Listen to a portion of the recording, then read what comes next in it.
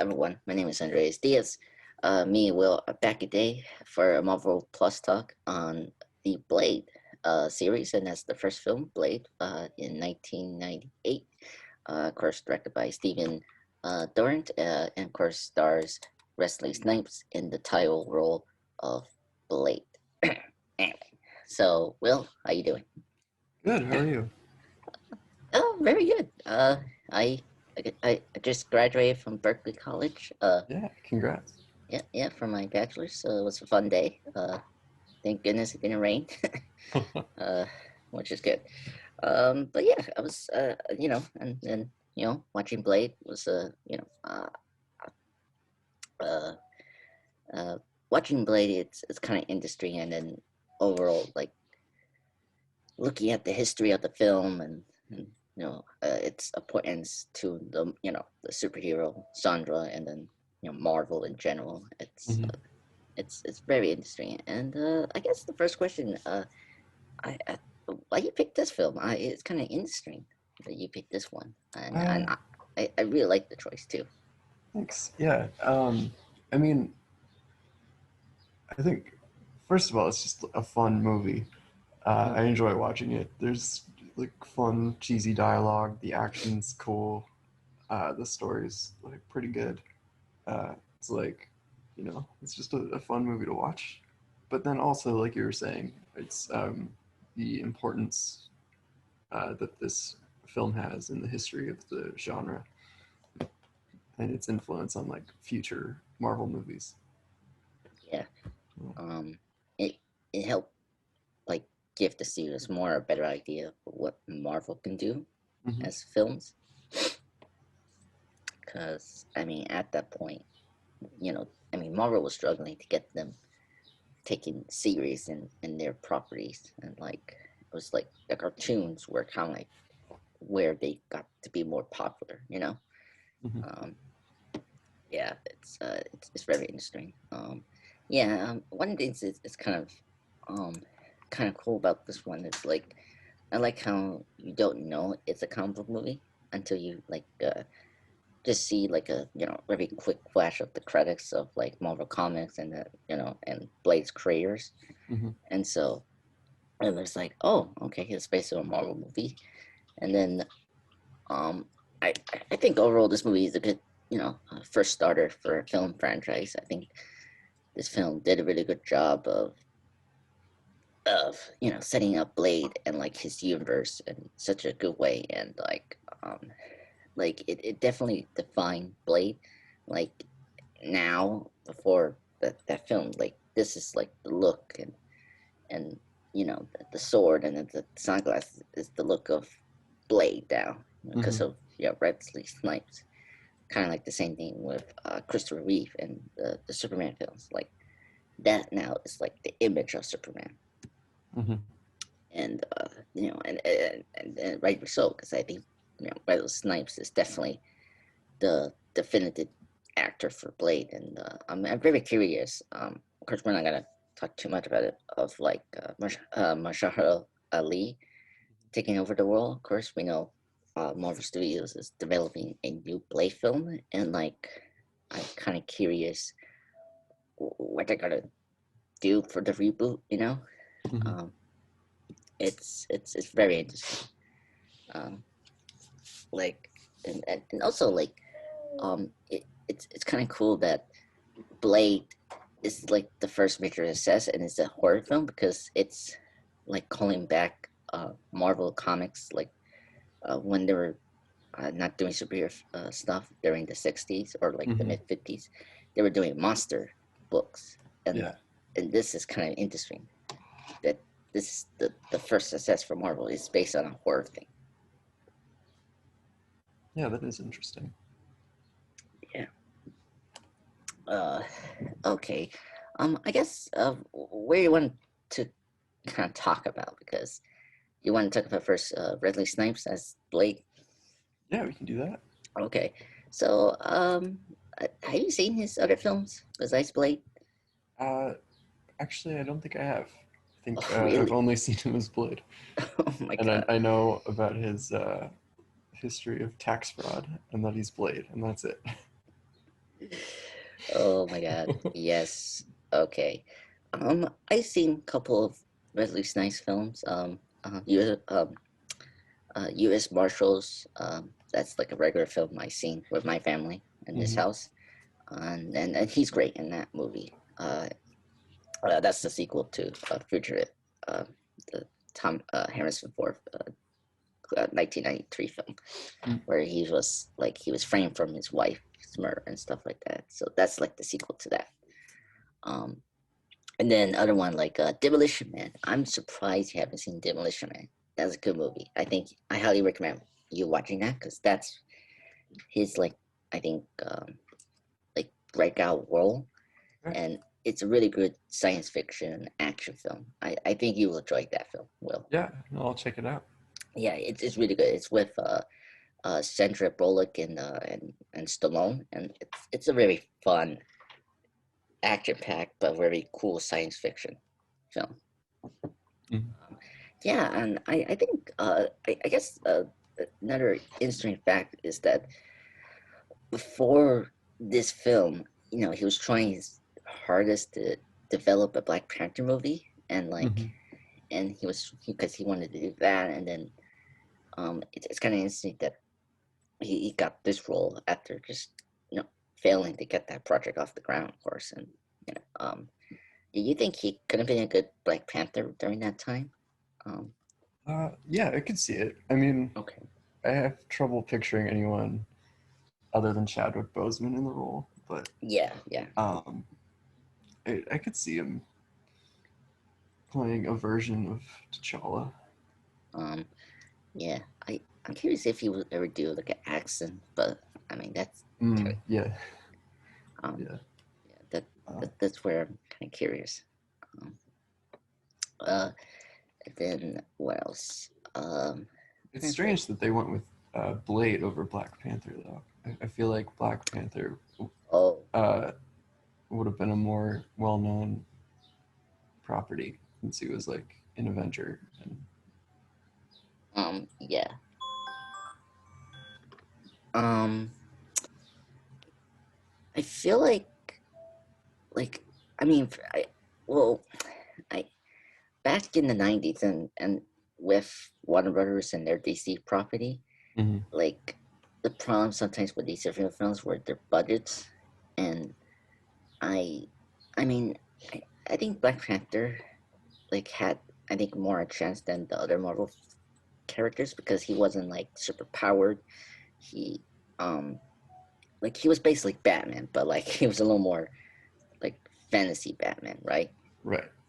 And I like um I mean and like Wakanda is kind of like Gotham where you can create like Wakanda, like very like it could have had that like very 90s like just a noir kind of feel to it, right? Mhm. Um I well then I there's also the problem where I the um how I word this properly like back then, you got now, like, the diversity and like, seeing, minority groups having their like chance to be like the leads of films like Crazy Rich Asians Yeah. or In the Heights, a teen film or Hmm. or of course every black film you got, The Boys in the Hood or Jewish in the Black Messiah. Like I I don't I feel like at the time that was a little tough to sell in Hollywood during back then. Yeah. So I feel like Black Panther was kind of difficult to just put out. It's kind of weird with Marvel and how they were trying to get their projects. I mean, because I like their attempts. I mean, I don't know. Like unlike DC with their trilogy, like they did good with them with the TV, Batman, Superman, and Wonder Woman, Hmm. and then with Marvel, it was like they'd struggle, and I feel like their powers were more powerful like, than DC, and so I don't know. I I personally think there was like a lot of limitation to get a black movie out because A, the budget, B, the like racial like restrictions that Hollywood had like probably prevented that. Where Blade was just a much easier thing. I mean, this has a lot of like because this was produced by New Line Cinema that did Freddy, the Nightmare on Elm Street City series. They also did Ninja Turtles. They also did uh, what the heck? They did also The Mask. Uh, Jim Carrey's movie. Like this feels like a more independent film. It's low budget. Like they have a decent budget, but like around $45 million, and like and this character was a lot easier to sell. Like, okay, he's a vampire hunter, okay, and like his powers are a little easier to depict, and like it doesn't cost too much. Like Spider-Man, who has to be like a CGI character to perform those like big heights of web slinging and like him fighting his villains. So that's why this kind of got greenlit, and you don't look at it as a superhero film. Like it's okay, it's a horror film about vampire is hunting like a vampire that is like invincible. He doesn't have all the weakness as a vampire, and like it's very interesting, and I feel like that's why it got off the ground quickly. Um, yeah, and yeah, because and also like it's interesting. This also has Goyer, David S. Goyer doing this, and I think his screenplay did a really good job of like setting a tone and like a universe that you can get behind compared to the 90s films of superhero stuff. So that's why we didn't get the Black Panther movie, unfortunately. So but yeah, I think Wesley Snipes was a good choice. I mean, he really defined his like attitude, his like humor, and I think his costume is like the most iconic of any superhero, and I think he just brings that edge and like and also vulnerability to the character, and I think it really displayed in this film. He does a really good job in the first film. So, and also the thing I really enjoy about this film is the supporting characters. I love Whistler. He's a great mentor, and I love him. Kris Costin, the actor that plays him, he's really great, and I love him in Blade too. He's really funny in there. And I like the female lady, the female lead. I kind of like we don't give Blade a love interest in any of the films, like even Blade 2 and Trinity. We don't do that. It's very refreshing because I really like that, and I like how the female leads are a little more proactive. They're their own character. I like how they go through an arc, and where when we start doing the more popular films like X-Men and Spider-Man, they lead into so much of like the stereotypical female protagonist, and like it's awful, and especially the Spider-Man trilogy where like Mary Jane is like there's no distress towards the end of the film, and it's like it was ridiculous. I'm happy that these films don't do that. Yeah, I agree. I think all of the characters were like interesting and they had something to do. Yeah. Yeah. Yeah. And actually, it's interesting because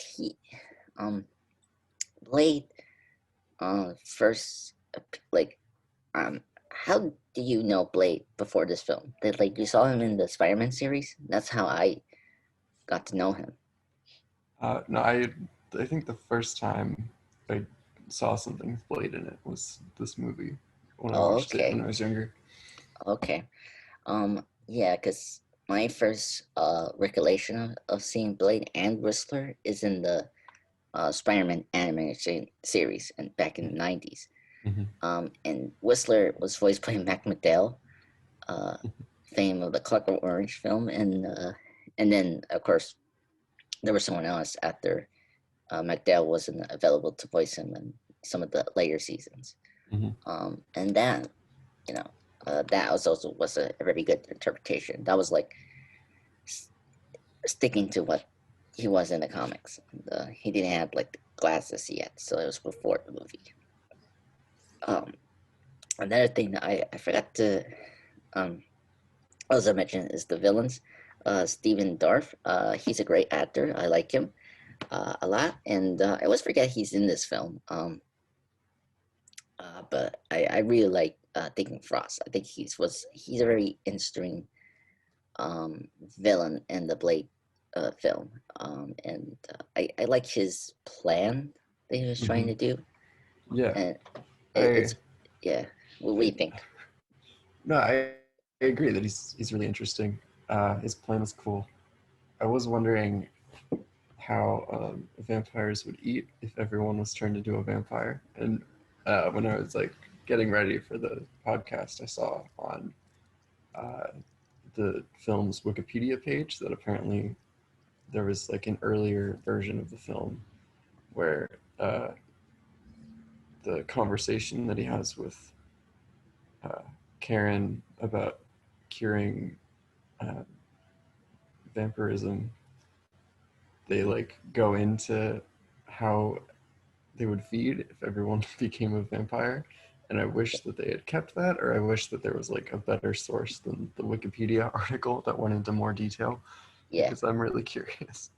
Well, it's interesting you mentioned that because David S. Goyer bring that back in the third film, and one of the like Cuban informants that work for the vampires that you've seen throughout this film series, they take the homeless and use them as blood food, like they do like a blood bank. They take their blood, yeah. Yeah, and so he brought that idea back in the third film, but like it's never really explored. He just likes the idea, and you see that. So yeah, I that it's a very interesting idea, but like I feel like it's like a very obvious idea. When you think about it, if like that's how they can like live very long. Yeah, like, but I don't know, they'd still run out of blood eventually if they just had like blood banks. That's true. I there's something weird about the vampires and their blood. Like, could they just take blood for animals as well, and like they'd be fine? Like, Yeah, I'm not sure. I think in Buffy they do that. oh really? Maybe. Okay. They definitely steal blood from blood banks, but I feel like Yeah. some of the ones that are like some of the good vampires might also eat animal or like drink animal blood. Yeah. I I feel like it's kind of like the zombies, like like in their rules, like okay, you get bitten, and of course you had to cut off, the arms or whatever body part to stop the infection. Right. But in reality, if you get infected, you're like, could the virus still in your blood cells? It's like I don't. It could be. I mean, I, cutting off the infected part could work, but it also could, like, you couldn't be sure that you got everything, you know? yeah, I I feel like the vampires and every like monster creatures like rules is kind of contrived, or like it's not really well thought out. So it's I mean vampires are just, they've been around for so many years, and like there's so many interpretations. Yeah. For me it's like I don't know, like As long as they're like internally consistent within whatever story, yeah, it's fine. yeah. Not like Twilight, because I don't know how they took the vampires. Anyway, sorry folks for mentioning Twilight. Ugh. Thank goodness, well, you didn't see the Twilight films. Yeah, I have not. Oh god, you're lucky. Wild story. I was going with my class, my whole like class to Boston, right? And I had to spend like 3.5 hours watching the first two films. Oh my god, I couldn't get my life back after that. Oh my god. Anyway, first one's okay. Second one is where I like. No, I don't like you anymore. Anyway. Oh my god. Yeah.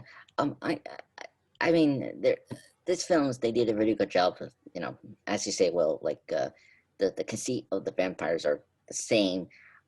It's kind of with this film you see like a system of the vampires, like Mhm. like the older gods, and like Deacon Frost is like the young hip vampire. It's very interesting, unlike the world that the director and the writer has built, and yeah, and I agree. I like the lead scene about the blood, like the human blood work for Mhm. the vampire source of food. I wish that kind of stay in this film, but like I I mean, there's so much going on in this film. I don't know why you have to have that in that. Like it makes sense why they delete it, but like it's a good idea. So Yeah. um and I think they did a good job being separated from but the thing that was kind of unique is you have a vampire that is completely without their weakness. Like he can walk um in sunlight. He has like no, I mean, except for his like he has desire to consume human blood, just like the other vampires, Blade. So like that's the internet idea, and I feel like that's the appeal of Blade is him being like a hybrid, like a human hybrid vampire, and that's Yeah. I think they really displayed that well. Um, I guess. Oh, and another thing that's cool about Deacon Frost is his connection to his mom. Um, Mhm. I am very surprised. Okay, I'm very impressed that they really stuck to the origins of Blade, and I like how this is very true of Blade. In the comics, Deacon did affect Blade's mom, and like that's how he gets his powers. Mhm. I like how here Deacon is a persevillain for Blade, and I like how I I wasn't I guess the thing like there's a twist. I never expected his mom to come back in the film, and I was Yeah. surprised when he did. It was such a good twist. What do you think about that? Like, Yeah, I agree. Like I had, so I hadn't watched this movie in a while, mm, and I had forgotten about that plot point. yeah, So I was really surprised when she showed up again, um, and that she was like on the side of Deacon. I think that was a really good twist and a really interesting conflict for Blade. yeah, and very sad as well. Yeah. Yeah, and like, oh man, it was sorry, it was really messed up. Mhm. Um, yeah, yeah, and I guess another thing that's I mean you got familiar actors here. You got one of Deacon's henchmen is the actor that plays um excuse me Harvey Bullock from Gotham. He's in this movie. Or he's the he was the Johnny Case manager from the first film. He's in this movie. Um he's that crazy wild talk vampire that's like Deacon's friend. Mhm. Um, he's in this film. I really like him in this film. He's very, eccentric kind of vampire. Yeah. Um, he's the one that affects the female lead in the hospital. The one that gets burned. That's the one I'm Yeah. talking about. Yeah. Yeah. I like that character. Yeah, It was good, like comic relief, while also being like a threat. I don't know. I liked the scene like toward the end where Deacon yes, like jokes about cutting his arms off again. yes, yes. That was so funny. Oh my god, what else? That was funny. There's a lot of humor here that I really like. Um, I like how Karen Hmm. sprays the like what is it pepper spray on the With female. the garlic. Yeah. Yeah, the garlic spray to the female lead, the vampire lady. Yeah. That was funny. Um, I also like the action here. You mentioned the action. I Hmm. love the ending.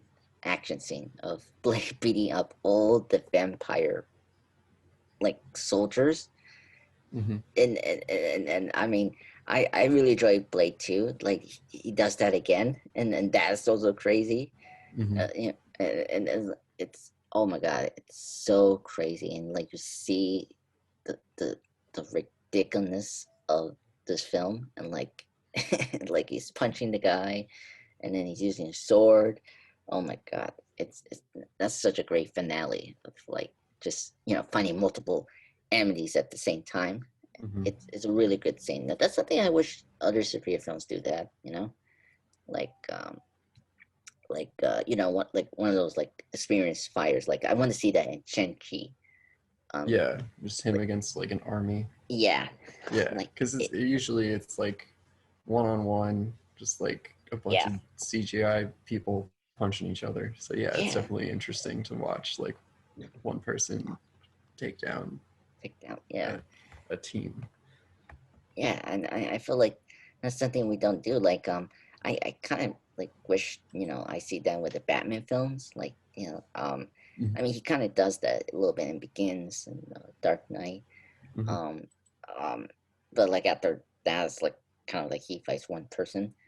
And like it makes sense to do that more because like you save some money and like you like have a very more interesting scene Mm-hmm. to watch. Like I don't know, because sometimes I get tuned off by all the explosions and like just just the the editing, the quick edits they do with the action Yeah, scenes. It's just too much. yeah. So That was another thing I liked about this movie.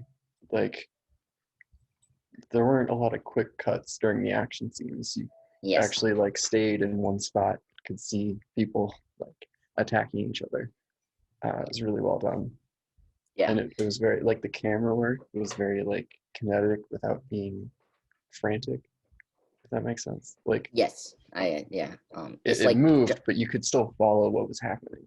yeah, it's like John Wick where they hold the scene Hmm. long enough to like they hold the scene long so you can see what's going on, Yeah. and like you see what's the action doing. Yeah, I totally agree.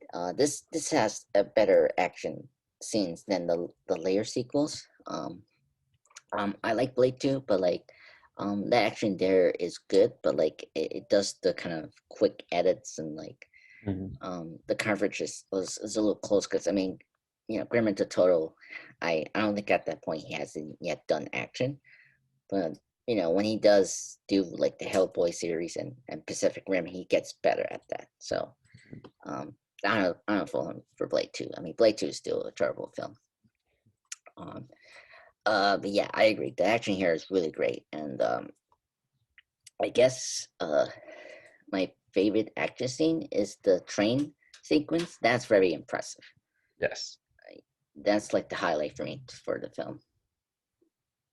Uh, and I guess oh um what else? Oh, something else. I noticed this in Wikipedia. Apparently, the director was portraying Morbius in a cameo. Yeah, I Um, saw that too. that's weird.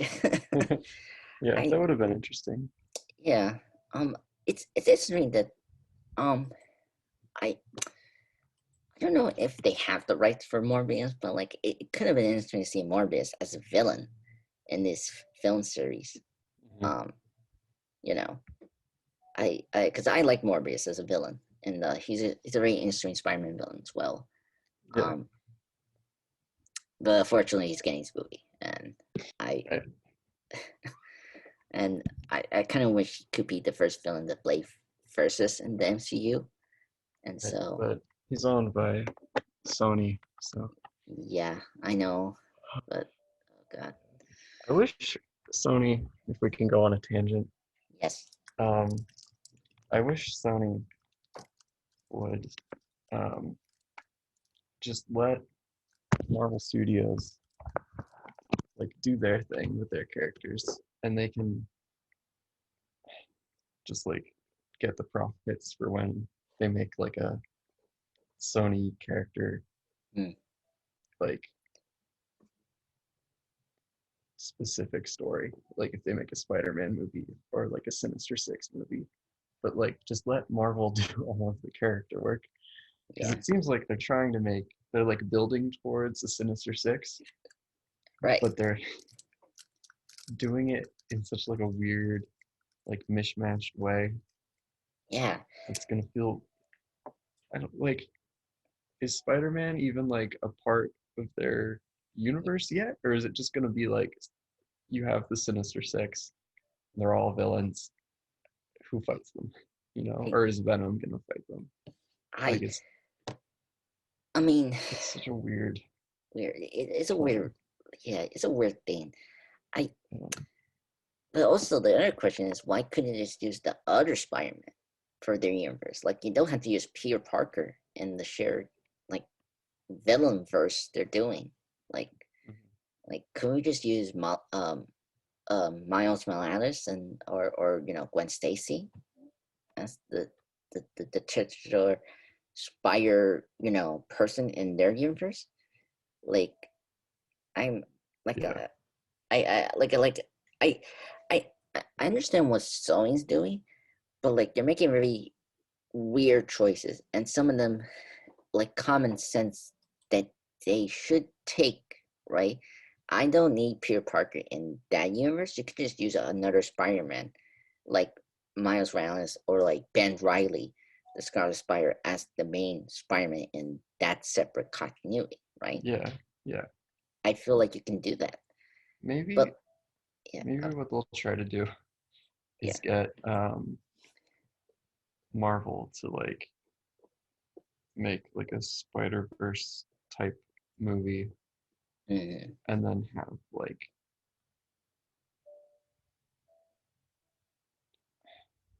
I don't Well, know. I'd like there needs to be something to explain to like normal audiences that aren't following the like interstudio drama. I mean, I, That like explains why there's two different Spider-Men in the different movies.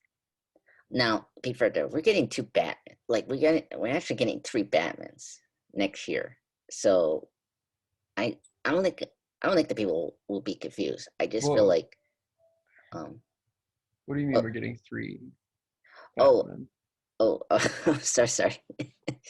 Well, besides Robert Pattinson and his Yeah, like solo film, yeah. the Flash movie, we having Ben Affleck and Michael Oh, Keaton. Like, okay. it, I didn't it, know that he was. I forgot that yeah, the Flash was gonna have. It has Michael Keaton too, right? yes, Yeah, that's why I say three, because Robert Pattinson, Ben Affleck, and Michael Keaton are all playing Batman, yeah. and they're But it's gonna be about like the multiverse, right? So I think yeah, that's that'll full like flesh. explain to the audience why there's multiple versions of Batman. Yeah, I think Marvel needs to do something like that in live action with Spider-Man before well, Sony can have just like yeah, another Peter Parker running around. yeah. I Here's the thing. I I don't need Spider-Man in the film verse, or like they can just use another character. That's like I think what they should do. But also, I want to remind you that Spider-Man No Way Home is a multiverse, Yeah, and I, and I I think that'll do what I'm talking about. yeah, I think that's their plan for it. Uh, at least I hope that's their plan for it. But yeah, yeah, I I don't know. It's quite unclear what's like unlike the Avengers, like the DCU, they were going to build up the Justice League. That was the plan, mhm. which didn't plan out right, obviously. Um, this one is just weird because I mean they've been like they've been a little like they haven't really talked about the Sinister Six at all for like either for the Villainverse or even in Spider-Man No Way Home, because we have Doc Ock there, we have Mhm. Electro there, and we don't know if Mysterio is back. Like Mm-hmm. It's just very unclear what's. And then also, this is the last. Well, no. This is going to be Holland. We signed the contract. There's two for one more solo Spider-Man film that's coming out. No Way Home, and then another crossover for any Marvel Studio film coming out, which we don't know where he's going to pop up there. Could be Doctor Strange. I don't know. Mm-hmm. So, and then afterwards, is Spider-Man going to be no more in the MCU afterwards? That's, it's a weird thing. It's a weird thing how Spider-Man's being handled. So, and I guess, okay, let's kind of transition to this. Soon we're going to talk later the sequels in a podcast, in the nearest future. When you hear like Mahershala Ali being announced as Blade back in 2019, wow, 2 years, and them doing a Blade film, were you surprised that they're going to do that, Will? Yeah. They have so many characters to choose from, and Wesley Snipes' version of the character was so like definitive that I was surprised. I know that they had been like working on a new Blade film for a while, and that Wesley Snipes had been like trying to get them to make another one with him in it. Um, so that was interesting. Yeah. And I know that Wesley Snipes was upset when it was announced, and I hope that they can bring him back and like involve him in some way, because I know that role means a lot to him. Oh yeah, I completely agree, guys. Yeah. Oh my God, I can't talk today. I cannot. I completely agree because I think Wesley Snipes is Blade. I feel like he he helped reinvent that character, and like he's the only character like actor that I see Blade as, and um and I kind of it'd be kind of cool he'd be like the mentor. He could be a Whistler, and that could be a great way to honor the original series. Mm-hmm. um Yeah, I think that would be good. yeah um and I and I like I guess I was shocked because why they're gonna do like a horror film that's like the thing I'm concerned about is the rating, and I don't like the fact we're getting a PG-13 vampire film, Mm. and like like like like Have I they said understand. that it's going to be PG-13? Well, to be honest with you, he's in the MCU. They're not gonna do rated R films. Well, if Deadpool's in there now.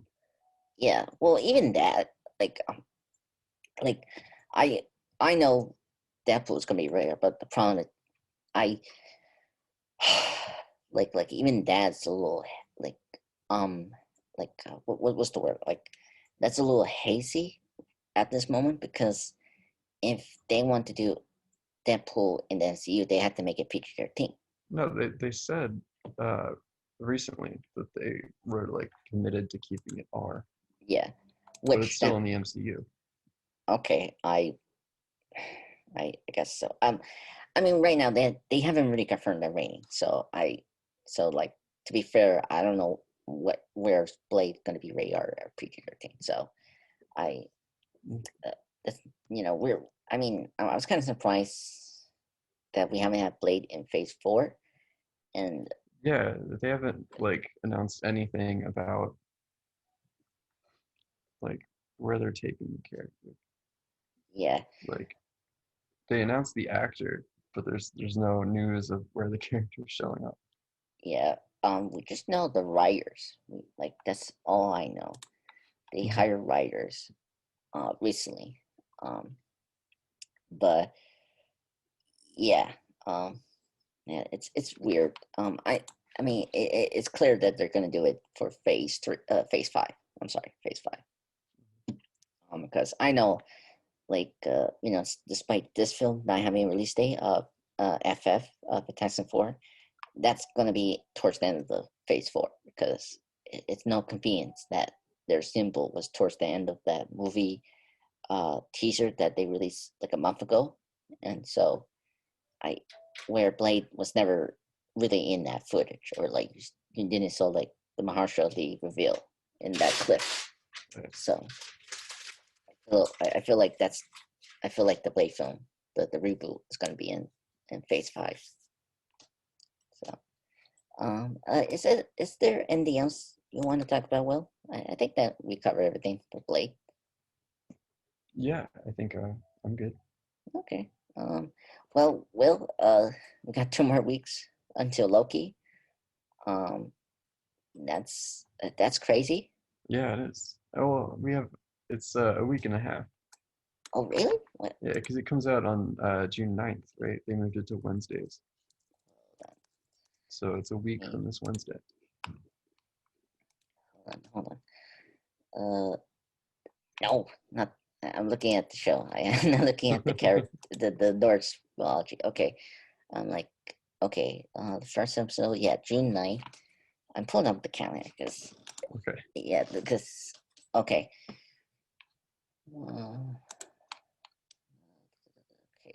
Okay. So Tuesday from Friday is June 1st to June 4th, right? And yeah, okay, Yeah. you're right.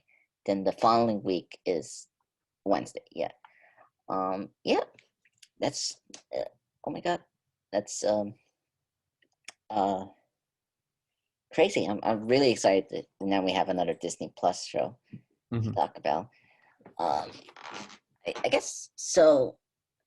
Now for the next podcast, before we do the the TV weekly series discussion, can we do X-Men First Class next Sunday, June 6th? It's also its 10th anniversary, and it'd be great to talk about X-Men film finally. Yeah. Okay, so you want to do that? Yep, sounds good. Okay. So everyone, thank you for joining this podcast. Me and Will be back next Sunday to discuss X-Men First Class. So thank you, Will, for joining me. Yeah, thank you for having me. Yep, no problem. And everyone, enjoy your weekends, and we'll see you next week.